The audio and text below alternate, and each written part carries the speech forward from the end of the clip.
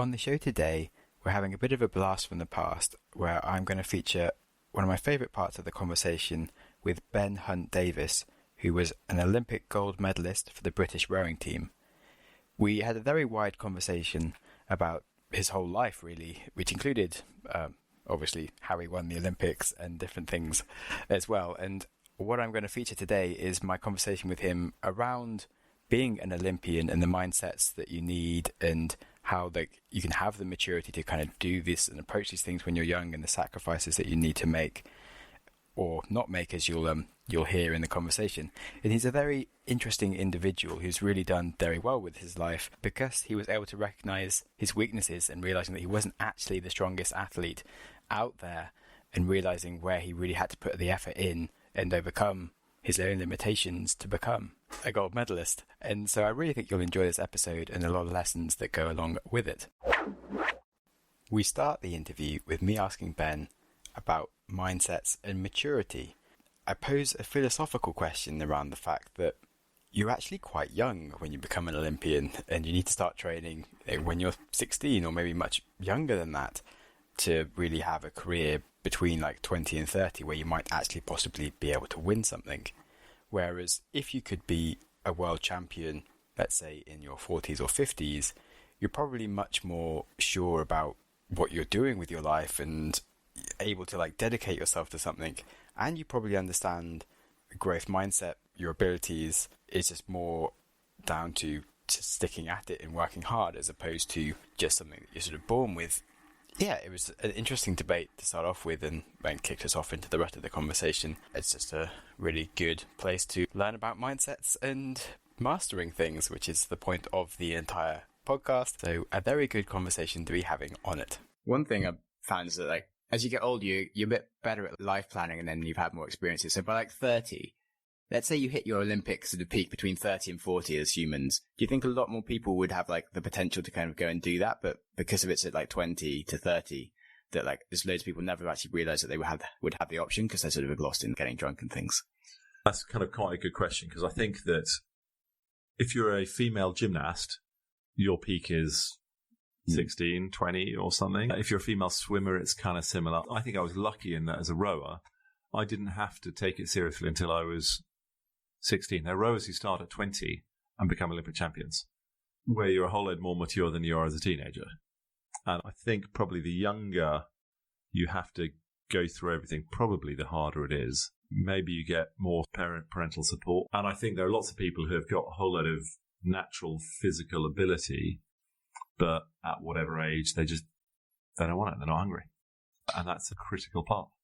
Yeah, and I guess also like maybe kind of growth mindset as in, I guess I've got like super more into it. I've always had it, but never quite like realized quite how much you can kind of do anything. So if I put myself through some tests and sort of worked out what my like natural physical ability was, and I actually had 10 years to sort of put into it, like I feel like we'd be able to like focus and sort of become like a champion at something. But I'm 30, so it doesn't matter. So it's not really a chance anymore. But it took me like sort of almost 30 years to sort of work out that if you put focus into something, you'll get there. But do you think like at 20, you just maybe haven't realized that or? So I think at 20, I was willing to work hard. I was very, very happy to train my ass off. And being down at the training centre at Leander Club in Henley was a great environment where it was easy to work hard. And I thought then that working hard was the answer. If I worked hard enough, it would be all right, rather than if I learned fast. And the change that happened in the last 2 years of my rowing career was the learning bit, where we were just ruthless about making sure we were learning from every session rather than just working hard. And I wish I had started learning earlier in my rowing career because I think I probably could have done better.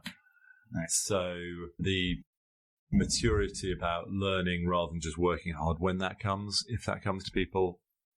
Yeah, because it's like the 10,000 hour rule isn't quite a 10,000 hour rule. It's definitely like 10,000 hour of like deliberate practice rule where you just always think about what's the hardest thing you can be doing and learning the most from. And Anders Ericsson in his book, he doesn't say it's just 10,000 hours. It's a purposeful practice. And I think so often if we work hard at what we're doing and whatever job we're doing, we'll get better, which isn't necessarily the case. We just reinforce the habits we've got. As a rower, then, what were the things that you were missing by just regularly rowing compared to when you then changed your mindset to try and learn? What were like the things that you picked up on? The first 7 years, we did exactly what the coach told us to do. And the coach, a guy called Jürgen Grobler, who was coach crews to win Olympic gold medals in 72, 76, 80, 88, 92, 96, 2000, 2004, 2008, 2012, 2016. He's quite good. And his program clearly worked. I mean, it's incredible. Jürgen ran an incredibly successful program. It just didn't work for us. We weren't good enough physically to get it to work for us. So when we moved training centre to set up our own base, probably 75, 80% of the training that we did was Jürgen's program, maybe more. But we approached it pretty differently. Before every session, we'd get together and go, specifically, what are we trying to achieve this session? And in order to achieve that, what are the changes we need to make? And so when we talk about rhythm, let's be really, really clear. Specifically, what do we mean and which bit of it we're trying to change? And we'd have proper, detailed conversations, getting granular about the ingredients that go into whatever it was we were working on, so we could then have a chance to improve. Rather than beforehand going, right, it's 20K, we'll do 20 kilometers, 18 strokes a minute, heart rate this, off you go. That's just a physical session. It's got nothing to do with improving rowing technique. What we needed to do was, well, because physically we weren't that good, we needed to be physically as good as we could be, but technically we wanted to be the best crew in the world. And we wanted to be the most resilient crew, and we wanted to be the best team. So did it take losing a few times to work out that you just physically were never going to be able to be the best? It took me losing a lot of times. I lost a lot, and it took a bit of time to work out that actually just training harder wasn't going to work out. Generally, we learn stuff when we're ready to learn it. And would I have been open-minded to learn it 2 years earlier, 4 years earlier? I don't know. Maybe the opportunity wasn't there. Maybe people weren't talking to me about it. Maybe it was all right there in front of me, but I chose just to work harder. Yeah, I read Frank Dick's book when I was like 14, 15 and was just like, wow, this is just all like sort of stupid quotes that like make sense and like are so easy. Like I do all of these things. And then like I read it again like last year. I was like, holy shit, I've made all of these mistakes in my life. and like sort of like actually went in that time and like, crap, I'll actually do this properly kind of thing. All the stuff about growth mindset, about continuous improvement, the theory behind it is all really, really simple common sense. But common sense isn't common practice. And it's actually really hard to do. Reviewing every single thing, every single session you do, meeting you come out of, what worked, what didn't, what do I do better tomorrow? It's actually quite hard to do. So I think the first thing to do is always to go, okay, so what worked? What was I really good at? What did I do really well? Because firstly, you need to know what you're good at so you can repeat it. If always you're coming out going, oh, what didn't work so well, then you're not kind of shining a light on the stuff that you need to keep repeating. You're just looking at the stuff that's not so good. So for us, it was really important to start with what was good, what worked well, what did I do well, what did we do well, whatever the question is, to highlight actually what you are good at to make sure you can keep repeating it. But also, it then builds belief because you've got this whole load of stuff that actually we are really good at, and then you're going to pick holes in the stuff you're not so good at. And what do we do differently next time? That might be, okay, so let's actually just continue to develop the strengths, or it might be let's work on the weaknesses, or who knows? It gives you a whole lot of choices. Yeah, you can get a bit obsessed in life of just like fixing your weaknesses when actually you get a lot more gains from like working on your strengths. I think being aware of both is really important. And presumably with most of us, in our roles of whatever we do, whether it be in sport or work, presumably we do most of it pretty well, because if not, we wouldn't be doing it. So if we were just to focus on getting better at the things we're good at, it would make a reasonable impact. I think you've also got to be aware of the bits you're rubbish at. So you should have a choice of, which end of the spectrum do you work on? I guess you work out like what's needed at the time, what the balance is. Yeah. What's holding you back. That's very, very logical and yes, not the most common practice. With all, will it make the boat go faster? Which is what led to the title of your book. Yeah, we were just, the whole time we were asking ourselves in the crew, what are you going to do? Is it going to make the boat go faster? Doing this, will it make the boat go faster? Doing that. Because we couldn't control winning. All we could do was control boat speed. So therefore, boat speed was the most important thing. So therefore, we had to do stuff that would make the boat go faster. Yeah, these things sort of seem to work with anything, like whether you're just doing like learning an instrument, business, relationships and stuff. The thinking should apply. So do you find it Have you ever applied it to your relationships and things, or does it come across a bit calculated when you're like, oh, this date didn't go so well, like, let's assess what worked. Okay, well, what didn't work? So the doing it in a formal way with my wife doesn't work, but the number of evenings we've had where we go, oh, you know what I said to my son or my daughters, whatever, that didn't work. I've got to try and approach that situation differently. Or, getting to the evening going, what a great day we had. How do we manage to make it work so well? How do we manage to advise my daughter, actually, so she listened, how do we do that again? Because it's quite hard to do. I don't necessarily do it in such a formalized way at home, but I absolutely do it. Because there are conversations we have that work and there are conversations we don't. And when they don't, I want to try and do it better next time. I want to, if we've had a great evening as a family, sitting around the dinner table, then, I want to try and make sure you can recreate it. We recreate it, yeah. It seems a bit wrong to be like analytical about things, but it's actually really good. But why not? Relationships. Why wouldn't you? Exactly. Because if, there are certain things I know that will piss my daughters off and close them down. Yeah. And if I'm not aware of what those things are, then I'll continue to piss them off and close them down and have a shit relationship. Whereas if I actually want to, be a good husband and a good father, why wouldn't I want to try and learn from my mistakes and learn from what, the few little bits that I do reasonably well? I think it kind of should apply to life everywhere. You then eventually managed to win the gold having done this. How did that feel? Quite good. Did you feel like you completely deserved it? So, do we deserve it? It's an interesting question. So it depends what you mean by deserve. So we had trained as hard or harder than anyone else. We had put in the hours the same as anyone else. Why should somebody else deserve it over us? Sitting there from a space of going, we deserve it, I've done nothing and I deserve to win, is utter rubbish. But sitting on the start line, everybody was sitting there up for it. We had 5 crews alongside, 1 on one side and 4 on the other side. Everybody, we'd done as much or more, who knows, as anyone. Why didn't we deserve it? And it was incredible.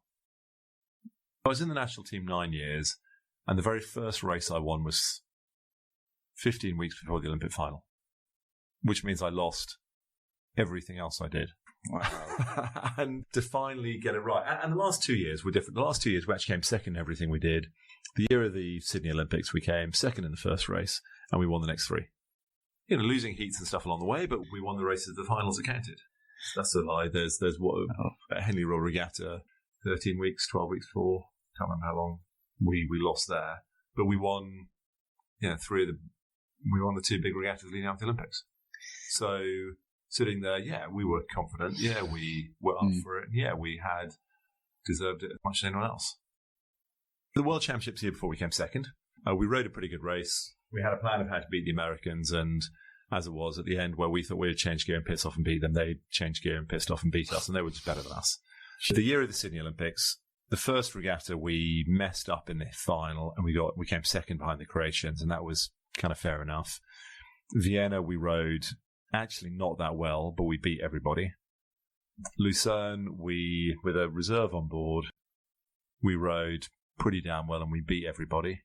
In the heat of the Olympics, we lost to the Aussies. We rode really badly, and we lost to them. I think they would say if you rode the race 100 times, they would win it 80% of the time or something, and we would say the same thing. They'd beaten us twice that year, we beat them twice that year, and then it was all on the line in the Olympic final. We knew that when we rode well, we were really, really fast.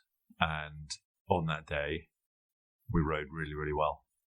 And we laid down every single drop of passion, aggression, and energy with the technique that we'd worked so hard on.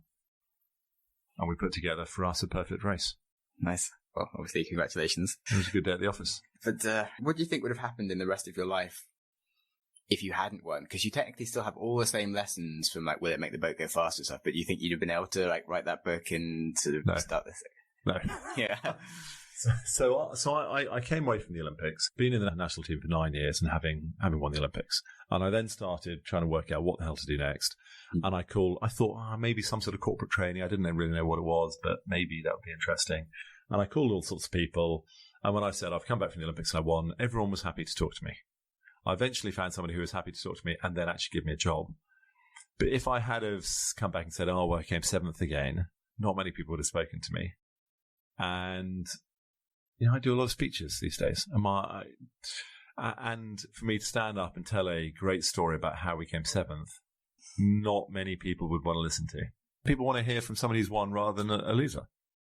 And also, if I had have lost again, I wonder whether I'd be quite bitter.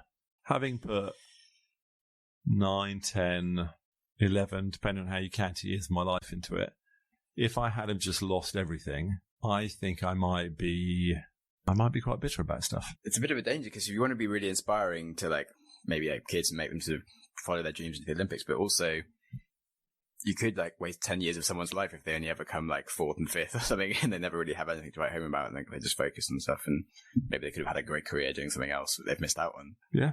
So, yeah. It's a massive risk. Yeah. You've got to put yourself out there to have a go, and who knows how well you do it. And also, it depends on expectations. If you come back from the Olympics having come 27th in the marathon, got a personal best, you should be delighted. Our expectations were that we could be fast enough to win, and therefore that became all-consuming, and the result was about winning. For some people, really high expectations are about competing and coming home with a kit, and that's fine. We all compete at our different levels, but there's a massive risk involved to all this stuff. If you want to achieve whatever your dream is, then you've got to put yourself out there. And I don't know how balanced I would be if I had have just put my heart and soul into everything and lost everything I ever did. I may not be that balanced or happy. So thank God I did. Yeah, definitely.